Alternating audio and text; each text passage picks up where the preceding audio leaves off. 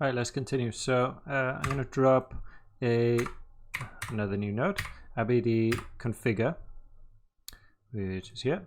So another new part of this pipeline. So I haven't explained, but every node that kind of looks like this with this pink import and the two, and the multiple imports and outports is part of the new kind of RBD workflow. The Vellum workflow kind of looks similar, but these will all be called RBD something or other, and they'll all have the main geometry line, a constraint line. This doesn't have to be this way. It's just neater because whenever you're building, the idea was whenever a typical RBD workflow would have all of these kind of lines anyway, and they would be separate, and you'd have one here, one there, and they'd be sharing things back and forward. So it's easier just to keep them all together in this one kind of one stack, I suppose you'd call it. Okay, so we've got the main geometry, the constraints, and the proxy geometry that we built. And if you're not sure, sometimes they have 4 or 3, you can just hover over the top. There we go, proxy. Here we've got static bound geometry.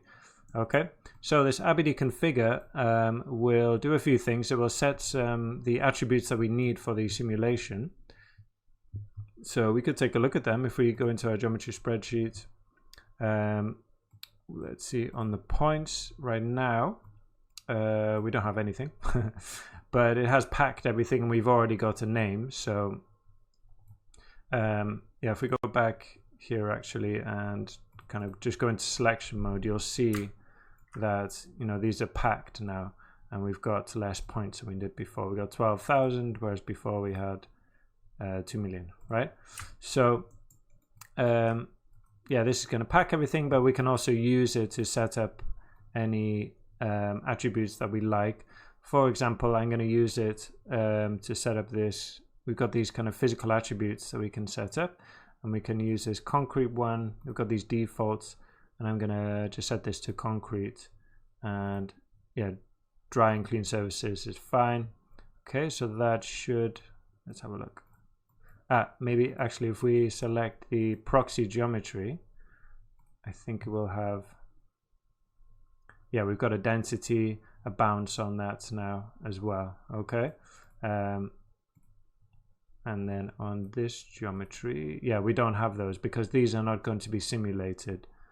Remember, this geometry is for like rendering to be seen, and then this is what will actually be simulated, the proxy geometry. Okay, so yeah, we've got all those set up. I also want to turn on the active attributes. Okay, so if you look now, they'll all have a attribute, a value of 1 for active. So active is, as it sounds, whenever we the active value is 1, bullet will simulate it. It will be able to be affected by forces. Basically, it will fall with gravity.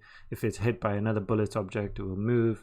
If the value is 0, it still collides with other objects, and you can still be constrained to it, but it won't move. Okay, so the reason I'm doing that is that I want to set up a perimeter around the edge of non-active pieces, right? So that when we actually simulate this, we'll have an explosion in the middle, and we don't just have the whole road just kind of dropping or doing, I think it will look weird. So this will have a nice kind of jagged edge around the edge. So we need to come back right up to the top here to this geometry, because I'm going to use the edge of the geometry that we made up here. Okay, so I'm going to grab that. Maybe I'll just make a null, do it under here and call this out, floor pre-fracture, maybe like that. Okay, and then I'll just object merge it in here, so just so I don't have a long line coming down. So object merge, drop that here, and then just go and find that out floor pre-fracture. And so after here, what I'm going to do is use an attribute transfer to transfer that that attribute? Well, first we need to, I'm going to make a selection of all the outside. So what I can do is just delete the top. The easiest way I figured of doing that is deleting the top and bottom. So we can delete by normal basically. So if I look for normals facing upwards, okay, and then just do that, and then do the opposite, do another delete, and then change this to -1, and push this up by let's see, it's getting rid of too many. Are we deleting them here? I need to, let's see, there we go. Yeah, drop that down and do the same here. There we go. Okay, so I just wanted to grab those edge pieces there, and then grab an attribute transfer, which is here. Okay, transfer from this, and we also need to generate that. We need that attribute on this. So let's call this. It's an integer. Ayat active is 0. Okay, which means it will be off. Come here. It's a bit hard to visualize this, so if we just do a delete here, and let's make sure that we are grabbing that active. Okay, and then delete by expression at active is 0. That should work on points. Let's see. We bring this down. There we go. So there you can see where this is what will be active. That seems like it's the wrong way round. Yeah, I'm not sure why exactly. It's doing something weird here. So they should be deleting any point which has an active value of 0, but in fact it's deleting anyone which has a 1. It's kind of weird. Maybe it doesn't need 2. Yeah, there we go. Okay. So yeah, for the expression you need 2. You need 2 equals marks, so it's like a like an if statement. Okay. So and if we do delete non-selected, and then I've got this with a distance threshold of 1, a blend width of 0. You can see all these parts now won't move. They will collide with our the other parts, but they won't be affected by any of the forces, right?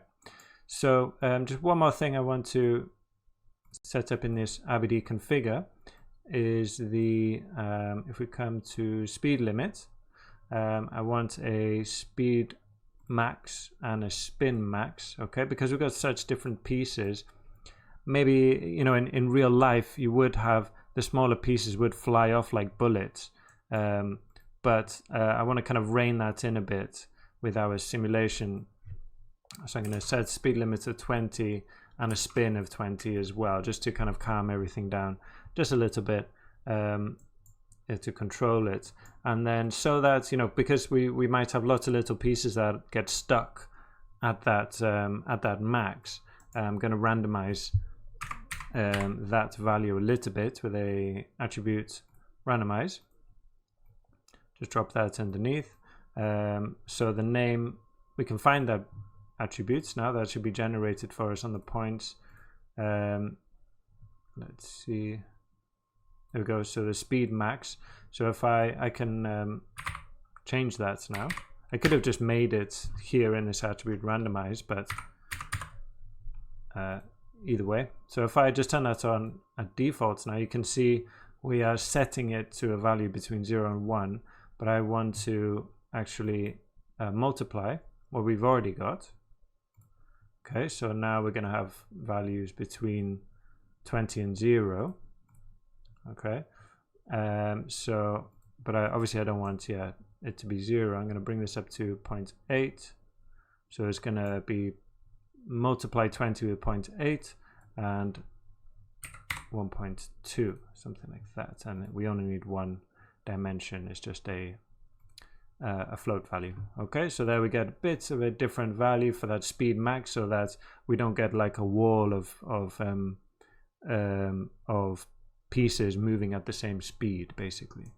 So with that, we're pretty much ready to simulate. We just need to build the bombs, actually, the system for the velocity and, you know, the actual simulation itself.